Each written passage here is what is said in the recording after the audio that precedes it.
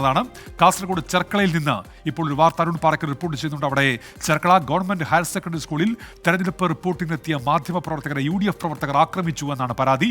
Kairali TV reporter Siju Kannan, cameraman Shaiju Pilathara എന്നിവർക്ക് പരിക്കേറ്റു. ദൃശ്യങ്ങളിലേക്ക് ആദ്യം.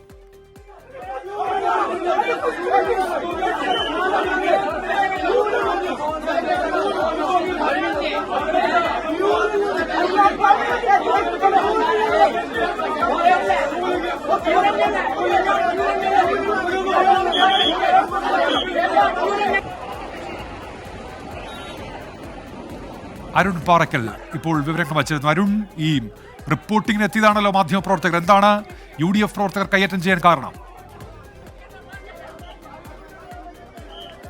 ഉന്മേഷ്, കാസർഗോഡ് ചെർക്കളയിലാണ്. ചെർക്കള ഗവൺമെന്റ് ഹയർ സെക്കൻഡറി സ്കൂളാണ്. ഇവിടെ വ്യാപകമായി UDF പ്രവർത്തകർ കള്ളവോട്ട് ചെയ്യുന്നു എന്ന് പരാതി ഉണ്ടായിരുന്നു. LDF parliamentary committee convener KP Satheesh Chandran ഇതുമായി ബന്ധപ്പെട്ട ഭരണാധികാരിക്ക് പരാതി നൽകുന്ന ഒരു സാഹചര്യമുണ്ടായി. അതിനുശേഷമാണ് ഇവിടേക്ക് മാധ്യമപ്രവർത്തകർ റിപ്പോർട്ട് ചെയ്യാനെത്തുന്നത്. ഈ സമയം മുസ്ലിം ലീഗിന്റെ പ്രവർത്തകർ സംഘടിച്ച് മാധ്യമപ്രവർത്തകരെ ആക്രമിച്ചു എന്ന സംഭവമാണ് ഇവിടെ ഉണ്ടായത്. കൈരളി TVയുടെ റിപ്പോർട്ടർ സിജു കണ്ണൻ, ക്യാമറാമാൻ ഒപ്പം മാതൃഭൂമി റിപ്പോർട്ടർ സാരെങ്കിലും മർദ്ദനമേറ്റിട്ടുണ്ട്.